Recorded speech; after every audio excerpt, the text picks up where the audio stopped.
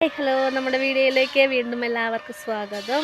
ഞങ്ങളിത് എൻ്റെ വീട്ടിൽ വന്നിരിക്കുവാണ്. ഇപ്പോഴല്ല, ഇന്നലെ രാത്രിയിൽ ഞങ്ങൾ വന്നതാണ് കേട്ടോ. ഞങ്ങൾ അമ്പലത്തിൽ പോകാൻ വന്നതാണ്. ഇവിടെ കണസൂർ അമ്പലത്തിൽ ഉത്സവമാണ്. 22 ദിവസം ഉത്സവമാണ്. ഇപ്പോൾ ഇന്നും നാളത്തേക്കും ഉത്സവം തീരും. അപ്പോൾ രാത്രി പോയാൽ ഭയങ്കര റഷായിരിക്കും, ദേവിയെ കാണാനൊന്നും പറ്റത്തില്ല.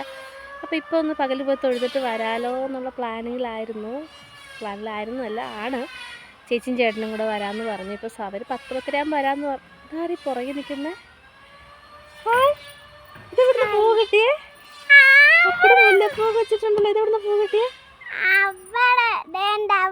ആര് പറിച്ചതും തക്കടൂന്? ആരെ കെട്ടിയേ? മുല്ലപ്പൂ തന്നു ആര് കെട്ടി തന്നു? ഓക്കെ, നമ്മളെവിടെ പോവാന്ന് പറഞ്ഞേ? അമ്പലത്തിൽ പോകുന്നു. ഓക്കെ. അപ്പം അങ്ങനെ ചേച്ചിയും ചേട്ടനും കൂടെ വരാമെന്നുണ്ട്. വന്നിട്ടില്ല. ഇപ്പോൾ വിളിച്ചപ്പോൾ ഇപ്പം എത്തുമെന്ന് പറഞ്ഞു. അപ്പോൾ നമുക്ക് അമ്പലത്തിൽ പോയിട്ട് ബാക്കി വിശേഷങ്ങളൊക്കെ കാണാം. ഇപ്പം ഞങ്ങളെല്ലാവരും പോകുന്നില്ല കേട്ടോ. ചേച്ചിയും ചേട്ടനും അമ്മയും മക്കളും ഞാനും ഒക്കെ കൂടെയാണ് പോകുന്നത്. ഓക്കെ, അപ്പം നമുക്ക് ബാക്കി വിശേഷങ്ങൾ പിന്നെ കാണാം.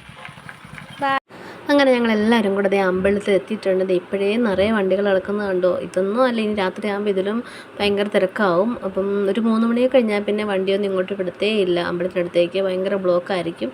അതുകൊണ്ട് നമുക്കിപ്പം ഏതായാലും പോയി തൊഴുതിട്ട് പോകാമല്ലോ. രാവിലത്താകുമ്പോഴത്തേക്ക് ദേവിയെ കാണാൻ പറ്റില്ല. ഭദ്രകാളിയാണ് കേട്ടോ ഇവിടുത്തെ പ്രതിഷ്ഠ. അങ്ങനെ ഞങ്ങൾ അമ്പലത്തിൻ്റെ പുറത്തു നിന്നാണ് തൊഴുതത്. അകത്ത് കയറാൻ പറ്റില്ല, കാര്യം ഭയങ്കര ക്യൂ ആയിരുന്നു. പക്ഷെ പുറത്ത് നല്ല ഭംഗിയായിട്ട് ദേവിയെ കാണാമായിരുന്നു. സർവാഭരണ വിഭൂഷിതയായ ഭദ്രകാളി ദേവിയെ കണ്ടു തൊഴുതു. അങ്ങനെ ഇന്നപ്പോഴത്തേക്ക് എനിക്കൊരു ആഗ്രഹം തോന്നി, എൻ്റെ അയനക്കുട്ടിന് വേണ്ടിയിട്ട് ഒരു വഴിപാട് കഴിക്കണമെന്ന്. ഇവിടുത്തെ പ്രധാനപ്പെട്ട വഴിപാടാണ്, ഉത്സവ സമയത്ത് നടത്തുന്നതാണ് കേട്ടോ, അരിക്കുത്ത് വഴിപാട്. അങ്ങനെ അതിൻ്റെ റെസിപ്റ്റൊക്കെ എഴുതിച്ചു. ക്യൂ നോക്കിയാൽ വലിയ ക്യൂ, പെട്ടെന്ന് പോകാം എന്നും പറഞ്ഞാണ് വന്നത്. കാര്യം വൈകിട്ട് ഇനിയും വരണ്ടേ.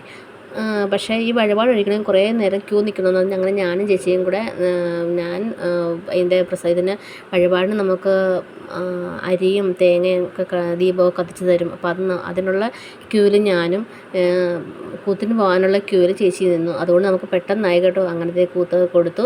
അവൻ ആദ്യമായിട്ടാണ് കൂത്ത് കൊടുക്കുന്നത്. ചെറുതിൽ ഞങ്ങൾക്കൊക്കെ അമ്മ തന്നിട്ടുണ്ട്. ഇതുപോലെ കുഞ്ഞുങ്ങൾക്ക് എന്തെങ്കിലും ദോഷവും എന്തെങ്കിലും പേടിയൊക്കെ ഉണ്ടെങ്കിൽ നമ്മൾ ഇതുപോലെ കൊടുക്കാറുണ്ട്. ഇതിപ്പം അവിടെ വെച്ച് എനിക്ക് തോന്നിച്ചു, അങ്ങനെ ഞാൻ കൊടുത്തതാണ് കേട്ടോ. ഏതായാലും അതൊരു സമാധാനമായി. അങ്ങനെ അപ്പോൾ ഏതായാലും വേഗം പോകാമെന്ന് പറഞ്ഞ് വന്നതാണ്. എന്തായാലും വേഗം പോയില്ല, കുറേ നേരം ഞങ്ങളവിടെ സ്പെൻഡ് ചെയ്തു.